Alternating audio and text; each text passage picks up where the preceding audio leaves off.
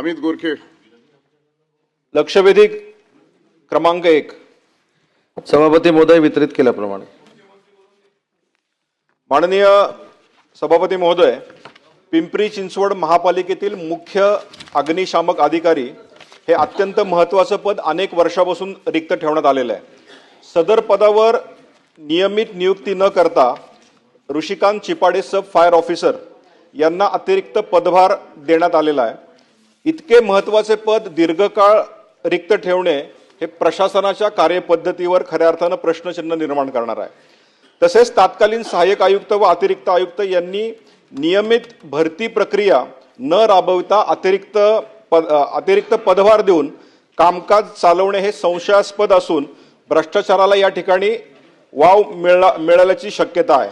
म्हणून या विषयात जे उत्तर या ठिकाणी संबंधित विभागाने दिलंय त्यासंबंधी माझे प्रश्न असे आहेत की उत्तरामध्ये आपण म्हणले की 2022 मध्ये जी परीक्षा घेण्यात आली होती या परीक्षेत अनुभवी उमेदवार असताना म्हणजे क्वालिफाईड उमेदवार असताना त्यांना अपात्र करण्यात आले, याची आपण चौकशी करणार आहात का? हे जाणीवपूर्वक केले गेले. सहाय्यक आयुक्त व उपायुक्त दर्जाच्या अधिकाऱ्यांकडे जाणीवपूर्वक हा पदभार ठेवण्यासाठी या लोकांना अपात्र केले काय? त्याचबरोबर ऋषिकांत चिपाडे यांनी दिलेल्या NOC व त्यांच्या काळात झालेली खरेदी यांची चौकशी संचालक महाराष्ट्र फायर सर्व्हिसेस यांच्याकडून आपण करणार आहात का? मंत्री महोदय.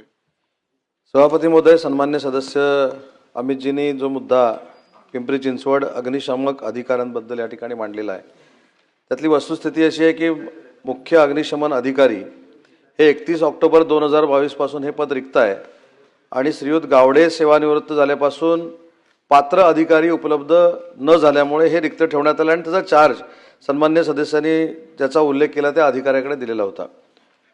पण अतिरिक्त कार्यभार दिलेला असताना देखील फायर ऑफिसर हे भरले गेले पाहिजे. त्यासाठी 17/8/2022 जाहिरात दिली गेली 2 पदांसाठी आणि उपमुख्य अग्निशमन अधिकारी आणि विभागीय अग्निशमन अधिकारी अशा 2 जागा भरण्यासाठी जाहिरात दिली गेली. पण ही जाहिरात दिली गेल्यानंतर सन्मान्य सदस्यांनी जे सांगितले की अनुभव असताना देखील त्या ठिकाणी त्या कॅन्डिडेटना पात्र ठरवलं नाही असं सन्मान्य सदस्यांचा आक्षेप आहे. परंतु किमान 5 वर्षाचा अनुभव असलेलाच तिथं पात्र होईल अशा पद्धतीचं जाहिरातीमध्ये असल्यामुळं ज्यांना 5 वर्ष अनुभव नव्हता असे जे अधिकारी होते त्यांना आपण अपात्र केलं. तरी देखील या संदर्भामध्ये कुठं अनियमितता आली असेल तर त्याची नक्की चौकशी केली जाईल.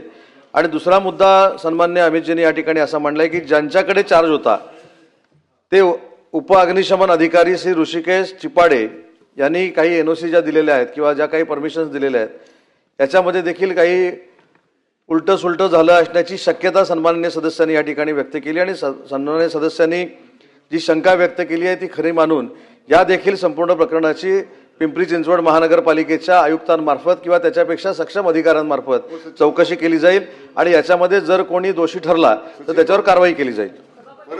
श्रीकांत भारती.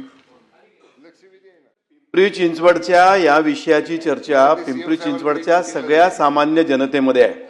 सभापती महोदय, 2024 साली सुद्धा याची एक भरती प्रक्रिया सुरू केली होती, ती थांबवण्यात आली. अशा प्रकार अगोदर पण झाला, 24ला पण झाला. अशा प्रकारची भरती प्रक्रिया जेव्हा नियमितपणे थांबवण्यात येते तेव्हा या विषयाच्या प्रशासनाबद्दलची शंका निर्माण होते.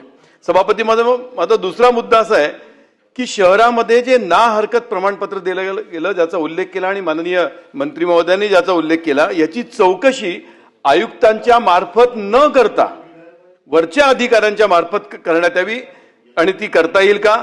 आणि सगळ्यात महत्त्वाचं म्हणजे ज्याचा गंभीरपणे विचार केला पाहिजे, शहरात 7 सब फायर ऑफिसर आहे. 7. 90% अधिकार एकाच व्यक्तीला जेव्हा देण्यात येते तेव्हा त्याचा विचार करण्यात येतो. मला विनंती आणि प्रश्न असा मंत्री महोदयांना विचारायचा आहे की या तिन्ही विषयासंबंधातली एन्क्वायरी कमिटी बसवली पाहिजे, ती लवकरात लवकर बसवता येईल का? माननीय मंत्री महोदय. सन्मान्य सदस्यांनी जी मागणी केली की आयुक्तांपेक्षा अधिकार जास्त असलेल्या अधिकाऱ्याकडनं याची चौकशी करावी तर ती देखील चौकशी नक्की करण्यात येईल. आणि एका अधिकाऱ्याकडे 9 विभागाच्या NOC कशासाठी देण्यात आलेल्या आहेत त्याचा अंतर्भाव देखील चौकशीमध्ये करण्यात येईल. आणि मी सुरुवातीलाच सांगितलं ह्या चौकशीमध्ये जर काही निष्पन्न झालं तर संबंधितांवर कारवाई करण्यात येईल.